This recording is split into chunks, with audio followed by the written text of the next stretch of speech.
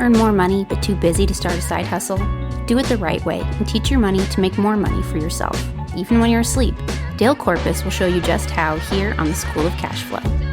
With his entrepreneurial mindset and extensive experience in real estate and finance, Dale will help you become a responsible, strategic, and passionate passive real estate investor. Learn how you can increase your earnings or find more ways to make money, only here on the School of Cash Flow.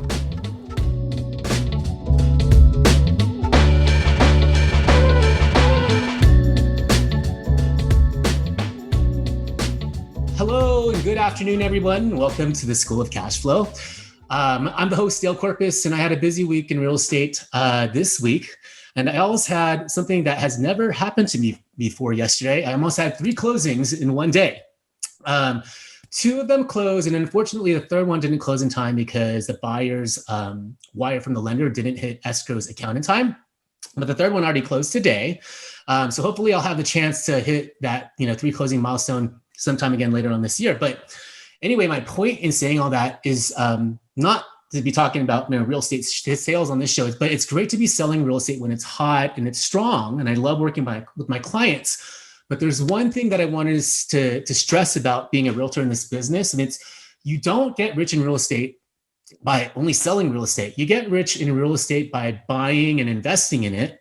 A sales career in real estate, or any career for that matter, helps you get that nest egg started, but it's really what you do with your earnings that helps build that wealth. It's more about what you keep and grow in your investments versus what you make annually. So growing wealth doesn't happen overnight. It's really a long-term play. And so this really segues me into my guest for today. We have Kaaren Hall from uDirect IRA, and we're going to be talking about investing in your future using self-directed retirement accounts.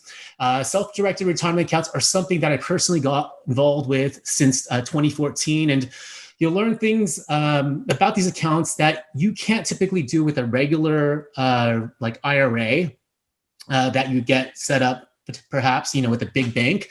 Anyway, I'm very excited to have Kaaren on my show to share all this info with you. A little bit more about her is that despite being in the midst of a recession and mortgage market collapse, Kaaren founded and made a resounding success of uDirect IRA Services. She discovered a strategic way to put her 20 plus years in mortgage banking, real estate, and property management to use. The solution was an untapped market for both her skills and for her investors, self-directed IRAs. And through uDirect IRA, she has guided tens of thousands of Americans through the process of diversifying their investments using self-directed IRAs with over 600 million under management. So let's just jump right into this. Kaaren, thanks so much for being on this episode today. Thank you, Dale. Yeah, great to see you post-vacation here. Yeah, thanks. Yeah, I still got my tan going on. How are you? Doing great. It's a beautiful day. So my folks that don't know who you are yet, where are you based out of? We're uDirect is based in Irvine, California. Right in smack in the middle of a jamboree in Barranca. So if you know Irvine, what are we, about 10 miles south of Disneyland? So that's where we are. That's where we're sitting. But like you were mentioning, we have account holders in every state. So we help people all over the country. I know I gave you this long intro. Is there anything else that I didn't include that you wanted to mention about yourself or your company? Well, I think it kind of sums it up, and that bio sums it up. But just to say that we have helped so many people to take the money that they have that's in the stock market, invested in stocks, bonds, and mutual funds, and then invest outside, to break the wall past Wall Street and get out into the world of real estate and notes and precious metals. It's called alternative assets as an asset class. And that's what self-directed IRAs let you do, is invest in alternative assets. So can we talk about that? So when I was at the bank, for example, the other week, one of the financial advisors that was looking at my accounts was actually even talking to me about, IRAs and whatnot. And I said that I have a self-directed IRA, and they were like, we have self-directed IRAs. I said, Yeah. I don't think your self-directed IRA is the same as my self-directed IRA because I buy real estate with my self-directed IRA. I think your self-directed IRA is probably, I could self-direct with things that you have available for me to choose from, but I truly can't have full flexibility, right? Can we talk a little bit about that? Because sometimes people get confused on what self-directed really means. Sure. So I think back up a little history. IRAs were created in 1975. I mean, that's when they came out through the ERISA Act, which is the Employee Income Retirement or Employee Retirement Income Security Act, ERISA. Okay. And so that's when IRAs were created. And they didn't create a normal IRA and a self-directed IRA at that time.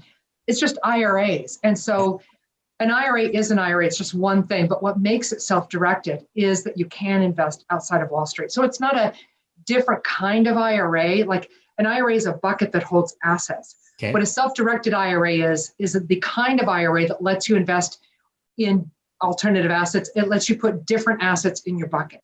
But all the rules are the same. The rules for contributing, the rules for distributions. I mean, an IRA is an IRA in all their rules.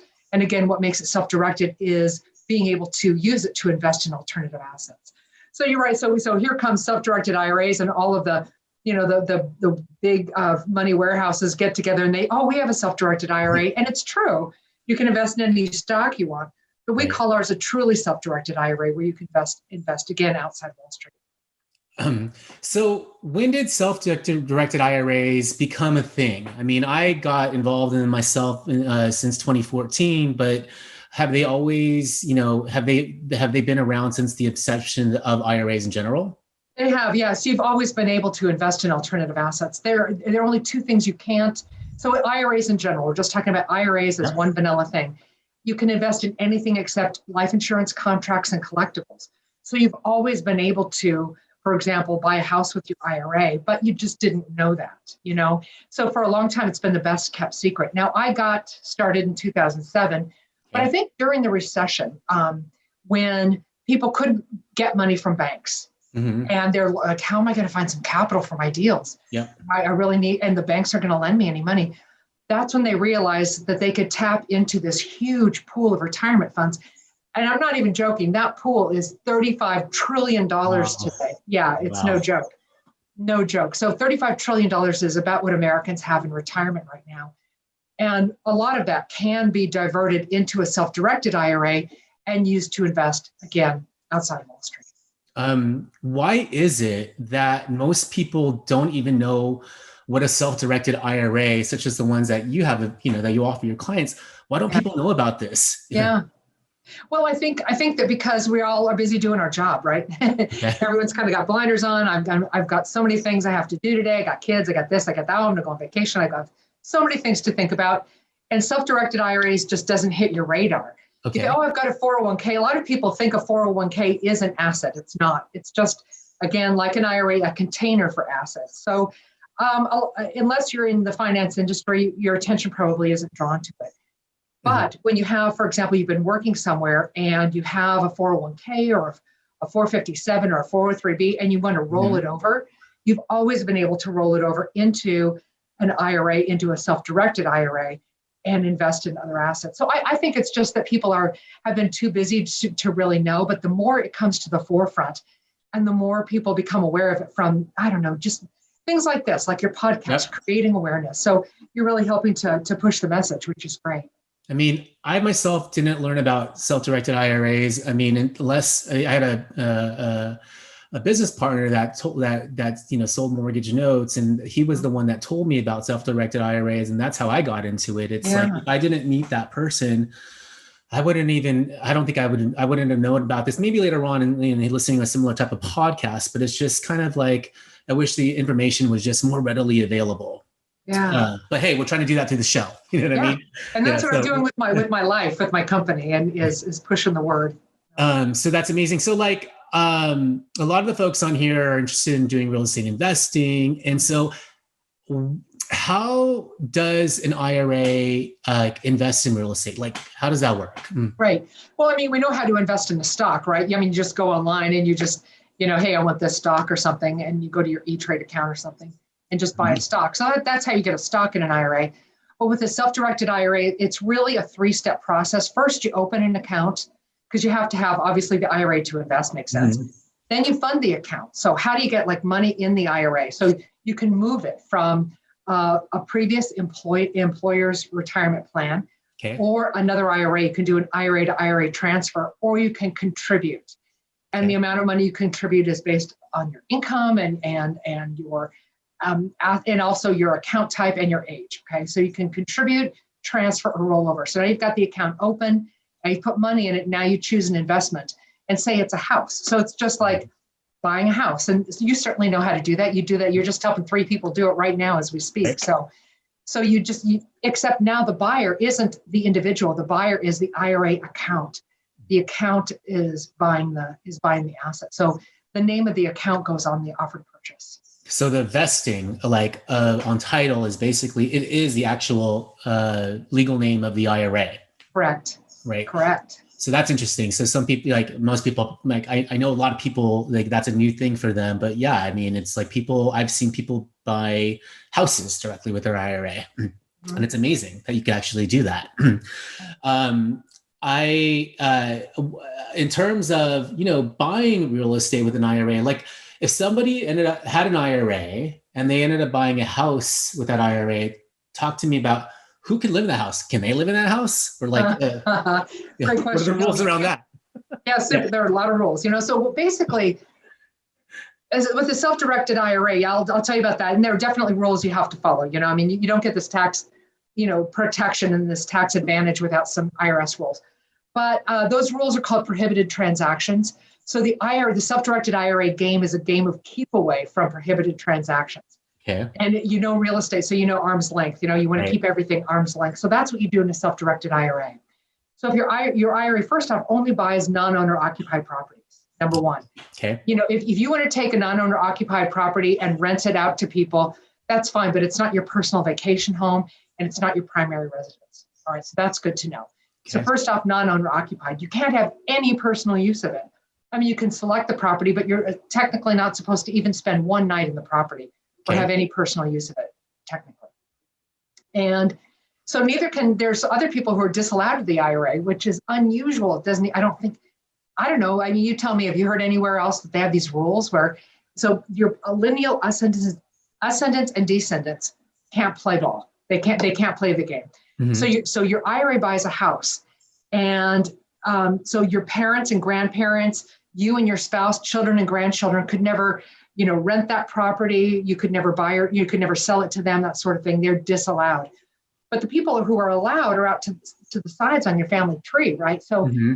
It's not enough to say a family member can't play the self-directed IRA game with you, Like, for example, your IRA owns a condo, right? Okay. Your nephew can stay there, but not your dad. You know what I mean? Your mom couldn't stay there, but your aunt could. Mm-hmm. So it's who's out to the side on the family tree. Your brothers and sisters could stay there, but not you. Mm-hmm. So this is what we do too. When people will call us, this is what we do all day long. People are calling us saying, "Hey, I'd like to self-direct my IRA." So we say, "Well, first tell me about your deal." Yep. We're the players in this deal, right? So and then we listen. We're listening for prohibited transactions so that we can steer people, in the right direction. Mm-mm.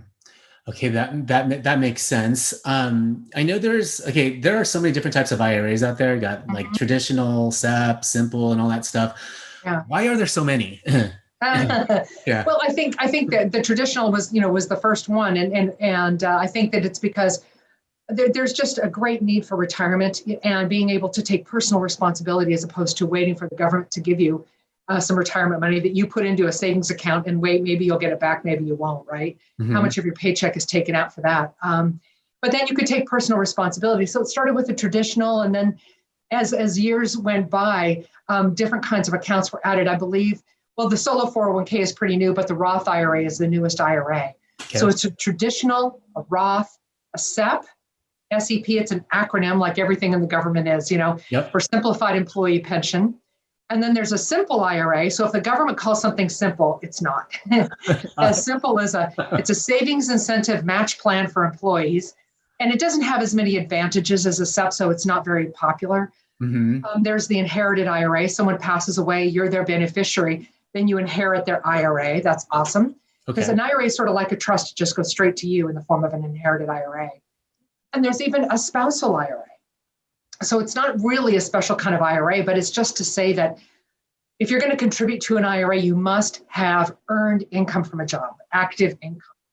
But if you're the non-working spouse, your partner, your husband, your wife is working, Yep. and you're not, you're staying home, you can still have an IRA and contribute to it even without active income. We call it a spousal IRA, but normally it would be a traditional Roth. Got it. Look like that. Got it. So of all the types of IRAs out there, it's my understanding, and correct me if I'm wrong, that the one that is tax-free when you pull out, when you become a retirement age, that you're able to pull tax-free money out is only the Roth IRA. Is that correct? It is right. It's funny. I just had a lunch with some friends, and he brought his 18-year-old son. His son's about to go to Santa Barbara, UCSB. Uh-huh. Oh, there's the light. And UCSB. And so he asked me this really brilliant question about Roths. He wanted to know about pulling the money out tax-free, and this is true. All the other IRAs, you put the money in and you can get a tax deduction depending upon your income and so forth. And your tax person can tell you. But with a Roth, you put the money in after tax. Okay, so it's a special kind of account. It was created at like 1980 something. Anyway, it's 87, I think. So with the Roth IRA, you put the money in after tax. It grows tax deferred or tax free. And then if you meet certain qualifying conditions, like being 59 and a half and having the Roth for 5 years, then the money can come out tax free. Okay. But with a Roth, there's like some conditions. One is you can't make too much money. If you make over, I think it's like around 130,000 as a single person, you cannot contribute to a Roth. So I'm sure that your listeners, your audience here is probably pretty sophisticated and have probably heard about the backdoor Roth.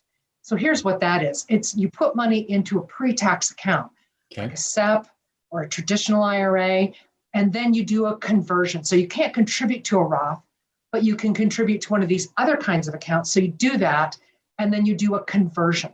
When you convert from pre-tax to Roth, it's taxable. You get a 1099, but now you've got that money in your Roth bucket growing tax-free. And that's awesome. And you can still do that today. So take advantage of it while you can. So that has no bearing on somebody's, making more than 130,000 or whatever that limit was. They could still do something like that. Is that correct? Right. In 2010, there was this ruling that passed called TIPRA, the Tax Increase Reconciliation and Prevention Act. And TIPRA says that in 2010 and thereafter, you can convert regardless of your income. You can convert to Roth. So in 2010, it took off the barrier to entry for the Roth IRA. And that's therefore created the backdoor IRA. Okay. The backdoor Roth. You had mentioned how like the solo 401k, I mean, that was more of a recent thing compared to, the other IRAs that we're talking about. Right. So when did the solo 401k come about, and like, what's so different about it?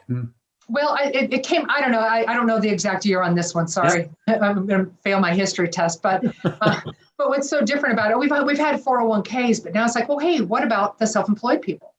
So the way to have a solo 401k is that you have no full-time employees in any of the businesses that you own. Now that is a real big if, because now maybe you're a dentist and you've got a medical billing practice and all these other things. One full-time employee in any of your companies blows it, and now you have to have a full-blown 401k, and which is sometimes called a safe harbor plan.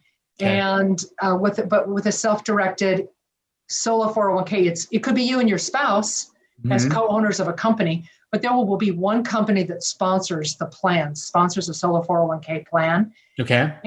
And so it's like a control group. So if you own a lot of companies, but it's just you running them, then that plan is for all your companies combined. Okay. I got you. Okay. Of all the types of IRAs for that you can self-direct, are some more popular than others, or what are you seeing there? Yeah, the traditional IRA just blows any other kind of IRA out of the water, and it's not just because it's the easiest, maybe, or because most of the money that comes into IRAs flows from employer plans into an IRA. So most employer plans are pre-tax. So unless you own a business, if you own a business, a SEP, and a solo 401k are all options for you. Yep. But if you're not self-employed and you have pre-tax money, really the traditional is the only, retirement bucket you can really move that money into. So we probably have, twice the number of traditional IRAs than we have of anything else. What kind of assets can like a self-directed IRA invest in? I mean, can they invest in things like even a business or? Right.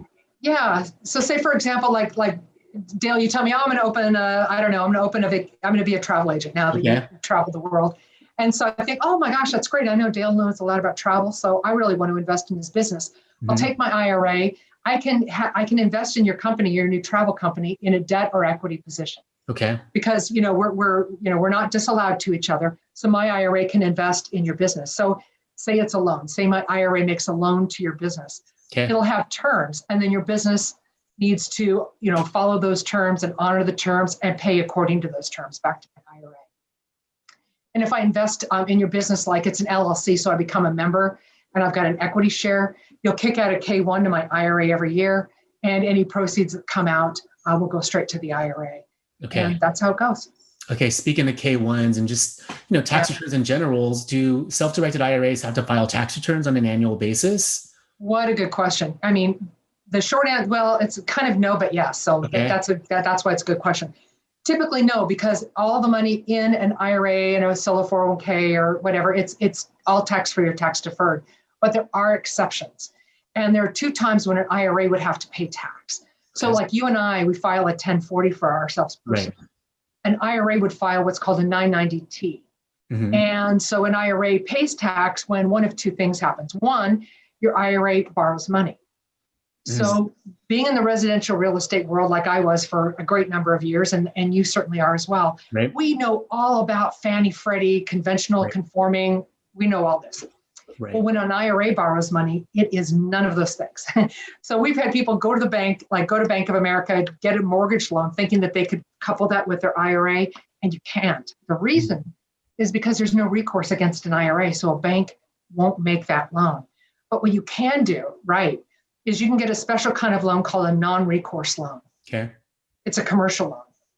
I do have a list of lenders that will do this. If your listeners would like that, just send me an email, info@udirectira.com. I'll send you the list. But so say here's an example. So somebody buys a property, say $100,000. They buy it in the Midwest. I know, remember those days?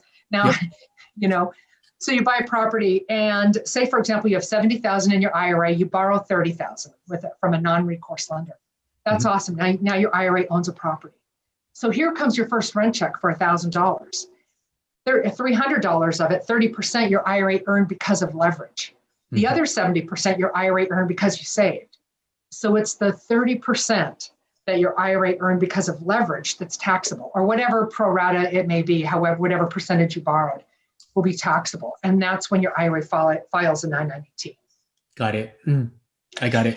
Then now there's the other time when an IRA pays tax, and that's called, so the first one I just described is UDFI, Unrelated Debt Financed Income Tax, okay? And the other one is UBIT, Unrelated Business Income Tax. And that is typically when an IRA invests in an active business. So you can read about these taxes on the IRS's website. It's irs.gov. And it's publication 598 that will tell you all about those 2 times that an IRA does file a tax return. Got you. Going back to the types of investments you could have in a self-directed IRA, cryptocurrency is such a big topic right now. A lot of people are trying to invest in it. Yeah. How does that work in the self-directed IRA world? Can you invest in crypto? The answer is yes, and it's just how are you going to do it? So the way our clients do it, or our customers do it, is they will use an IRA-owned LLC, and the LLC will invest in crypto. Now, I being a conservative person, and this is retirement money, so you have to be careful. I always recommend caution. The SEC has come out with a warning about cryptocurrency, mostly about ICOs, initial coin offerings, because they're so risky and so many people are doing them. So if you can read the SEC's, bulletin or advisory on cryptocurrency, just to kind of get a heads up on your due diligence. Okay. But also, we were talking off camera for a little bit. When you're investing in cryptocurrency, you've got to have a wallet, right? Right. So somebody is going to be entering your numbers into a wallet. And so if you're investing with somebody, I think the number one due diligence tip you want to take away is find out if that cryptocurrency wallet has errors and omissions insurance. Because somebody types one wrong digit, it's 10 digits. So somebody's going to get one wrong, that's game over. Because I don't think you can retrieve that in the blockchain. So you just want to find out about how that works. It all sounds great. Everybody's jumping on the bandwagon. I get it. We want to get in on a ground level opportunity. And, wonderful, but just make sure you do your homework and you know what you're doing and you're asking good questions and you're making a smart investment decision. When it comes to your retirement account, if you lose money, you don't get a write-off, Right. So make sure that you really know what you're doing. Let's talk about COVID. I mean, I'm curious, what has COVID done, if anything? Has it affected at all any way in which people are participating with their self-directed IRAs? It did last year because there was a time when you could withdraw money from your 401k or IRA and have the tax consequences delayed. Okay. So last year we had a lot of people, especially in March and April when COVID was new. We were all afraid, we just to say that nobody knew what was ahead. We just didn't see the future straight away. So then there were special rules, but after 2020 was over, you didn't have those special COVID situations where you had any special thing. But obviously our business was very, it really did die down when there was all this uncertainty. What should I do with my retirement? Maybe I should keep it. But now 2021, there's so much pent up demand. It's just, we're having the best year we've ever had. Mm-hmm. It's lots of pent up demand and people are investing quite a lot. At what, does it, I think the age is at 59 and a half at which somebody's required to do a required minimum distribution in their IRA. No, actually no, but that's a really great question too, because 59 and a half is when you can take money out of your retirement account without a penalty. Okay. But when you have to take the money out, it was 70 and a half. But during COVID, the Secure Act 1.0 changed that age. That is one thing that changed during the COVID year, was that it went from 70 and a half to 72. But now we're looking at Secure Act 2.0. So that is a bill before Congress. It'll probably be looked at or passed somewhere around October or sometime in the fall. Secure Act 2.0 wants to raise that age even higher to 75. We're living longer, so where 65 used to be when people, just retired and that used to be old. It isn't old anymore, mm-hmm. and so, the IRA rules are changing to keep up with us. Okay. Can someone ever access the funds though in their IRA or a solo 401k without getting penalized? So in an IRA, if you're under 59 and a half and you take money out, you can always take it. It's not that you can't have it. If you're under 59 and a half, you will get a penalty. It's 10% penalty for early withdrawal. Mm-hmm. After 59 and a half, in most accounts, you're still going to pay tax except the Roth, like we discussed. Now, a solo 401k is a different animal. It's not an IRA. It's a 401k. So a 401k has a special thing, as you probably know if you've ever worked anywhere with a 401k. Mm-hmm. You can borrow money personally from your 401k. Same mm-hmm. thing with the solo K. So you can take a loan of up to $50,000 or 50% of the account value, whichever is less. Mm-hmm. But you have to repay it back to your solo K over a 5-year period, either in monthly or quarterly payments. Mm-hmm. So you must pay it back, otherwise it's a prohibited transaction. But you can borrow it. So you can take it right out, borrow it, pay it back. Mm-hmm. What are the most popular types of investments that you see mm-hmm. Clients investing in with their SDIRAs? Yeah, I sit on a national board of self-directed IRA companies. It's called RITA, the Retirement Industry Trust Association. So we look into these statistics. This is how we nerd out. Is what are people doing with their IRAs? The number one asset really is private placements, private equity. It's a huge area. Usually you have to be, all about this, but usually you have to be an accredited investor. Mm-hmm. And of course it depends on, is it a Reg A, B, C, or D? And mm-hmm. that'll tell you what the rules are. But private equity is the number one asset class, followed by notes, followed by, lending money out of your IRA when your IRA is the bank. Mm-hmm. And then real estate is in there in so many different forms, either buying brick and mortar, buying raw land, just so many different ways. What advice do you have for somebody that is new to this and they're thinking of, considering an SDIRA to invest in real estate? Right. Well, I think if you are new to this, first off, you want to get an idea of how to invest in real estate. You want to make sure that you're an expert at that and that you really understand it. So we'll start there. Then you need to say, well, how much money do I need to do this? And so you need to, weigh in. And by the way, you can partner with people. So like Dale, your IRA, my IRA, we could partner together on a deal, no problem. Except guess what? I'm disallowed to your IRA because you have your IRA. As a custodian or as an administrator, we're disallowed to your IRA. Okay, just saying. Gotcha. But otherwise, we could invest together. So if you don't have enough money to do a deal, remember you can partner with other people. That's great. So I just say, look and see if you've got the capital to do it. And remember, you're going to want to have a 10% pad for real estate. Because as we know so well, real estate always has expenses, even new construction, something's going to happen. You need to put in landscaping because understand that 100% of the expenses of an IRA are paid for by the IRA. So it's closing costs, it's landscaping, it's property tax bills, it's you need a new roof, it's everything. So all expenses have to be paid for by the IRA.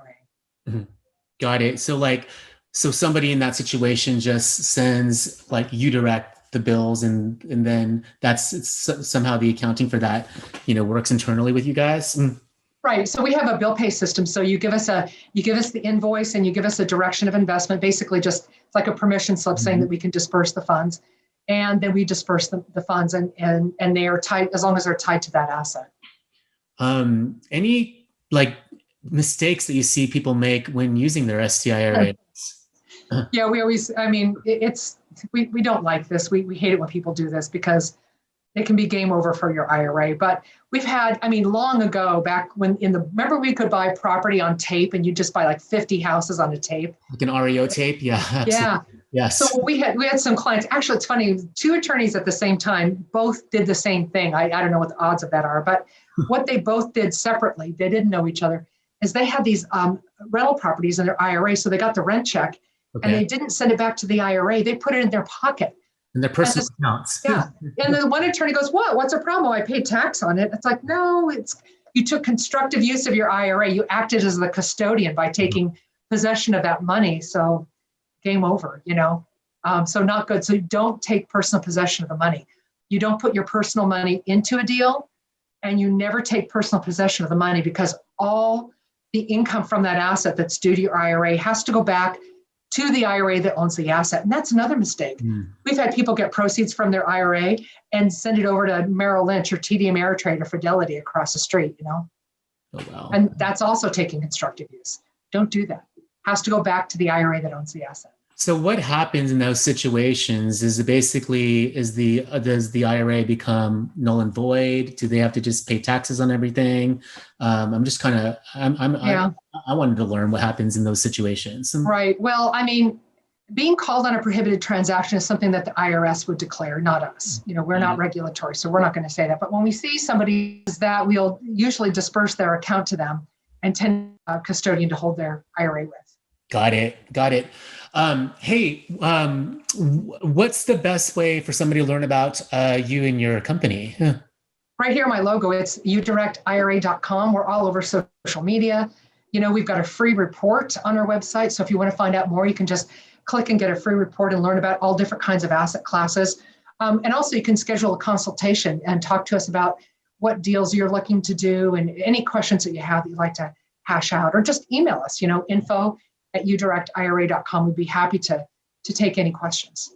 Awesome. Well, those are all the questions I had for this episode. If any of my listeners have any more questions for Kaaren, feel free to check out our website or just email or contact her office directly. So thanks again, Kaaren, for coming on this episode. Appreciate your time and providing all that value to my listeners. And to my listeners, thank you for checking out this week's episode of the School of Cash Flow. See you next week. And until then, live life abundantly.